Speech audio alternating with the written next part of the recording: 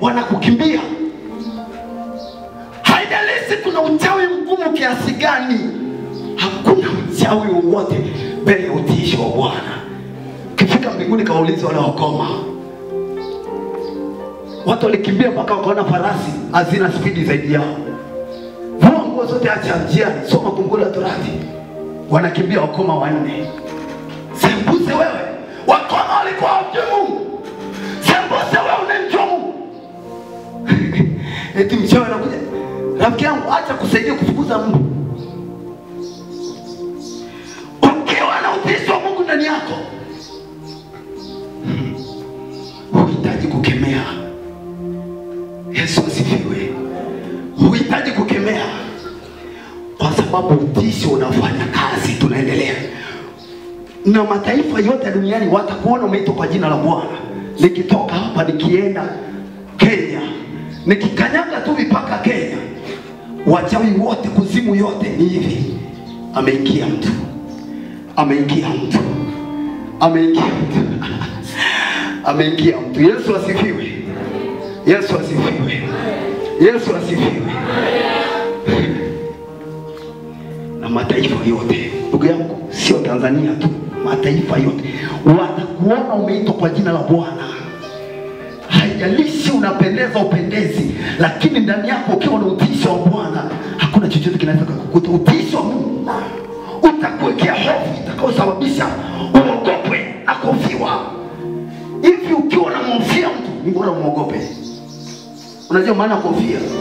Ndio ngapi hapo sio kwa kupigana? Hebu fanya hivi. Unajidai walokole. Nyosha mikono hapo kina Efeso. Yesu asifiwe sana. Shuleni pale mmezipanga. Lakini asija kupiga. Yesu asifiwe. Yaani unakaa lakini unamhofia. Halo? Unajidai unatishia pale maneno mengi, mikwala mingi. Yesu asifiwe. Ile mikwala ni nini? Fia, unamtengenezea fia. Yesu asifiwe. Yesu asifiwe. Lakini kuna mtu manyama usepe kisa limejaa hivi. Wewe ugonjwa unatetemeka hivi, utiisho. Yesu asifiwe. Lakini kumbe na lolote. Halo, unaona? Katali kama unaenda unakimbiza, waganga wanakimbia vibaya sana, wanafunga nyumba wanakimbia. Yesu asifiwe. Hatukimbizi kwa sababu ya shepu. Nitafute kwenye ulimwengu wa roho utanijua. Mwambie mwenzako, nitafute kwenye ulimwengu wa roho utanijua. Usione ikakaumbo, tafuta kwenye ulimwengu wa roho. Yesu asifiwe. Yesu asifiwe. Watakuogopa na kukufia. Aiseni mtu akikuogopa na kukufia. Yesu asifiwe sana. Lakini kwa ajili ya haki, kwa ajili ya kwamba una Mungu, wakuogope na kukufia. Sio kukuogopa kwa sababu ni mchawi. Halo. Na kama umekuja na irizi, umekuja na chochote, kachome moto haraka. Yesu asifiwe.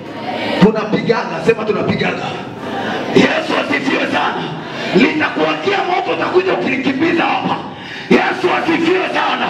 Uone utiisho wa Mungu. Watakufia kukuogopa. Usitumie mbinu za kutisha watu. Unajua baba yangu, babu yangu, sio kutana mtu, mnanijua. Daktari langu umenibia, mnajua kwetu. Babu yake, bibi yake. We.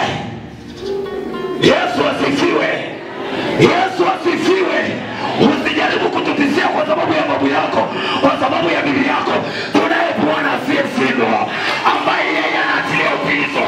Na huo utiisho ukikaa juu yako, hakuna kinyamkera, hakuna uchawi, hakuna uganga unaweza kusimama mbele yako. Sema amen. Sema amen. Yes. Ukiwa na Bwana, tembea kifua mbele. Yesu asifiwe. Usiogope lolote. Usiogope lolote. Tunaendelea. Kumbukumbu la Torati 11:25. Kumbukumbu la Torati 11:25 anasema, hapata kuwa na mtu. Naomba muangalie huko. Wewe angalia tu hapo, utaenda kusoma mwenyewe, andika. Kumbukumbu la Torati mlango wa 11:25. Hapata kuwa na mtu atakayeweza kusimama mbele yenu. Bwana Mungu wenu ataweka utiisho wenu na kuofiwa kwenu juu ya nchi yote mtakayokanyaga kama alivyoambia. Ingekuwa ni mimi ningempigia Yesu makofi kwa sababu Chede hayupo hapa. Ingekuwa ni wewe ningeongeza tena makofi. Hapo unajipigia ya Yesu sio hayo. Ya Yesu sio hayo. Angalia wenzako, wengi wape, wengi wape, wengi wape. Alo. Angalia wenzako alafu piga makofi. Angalia wenzako, wengi wape. Hapo na watu nikorogena hapa kwa jina la Yesu. Angalia wenzako alafu piga makofi. Amen, amen. Bwana Yesu asifiwe. Anasema hapata kuwa na mtu yoyote atakayeweza kusimama mbele yako au mbele yenu. Hapata kuwa na mtu yoyote. Ongeza makofi tena hivi. Hapata kuwa na mtu yeyote atakayeweza kusimama mbele yenu. Kwa nini? Kwa sababu Bwana Mungu wenu anafanyaje? Hebu soma pale. Kwa sababu gani hawataweza kusimama mbele yako?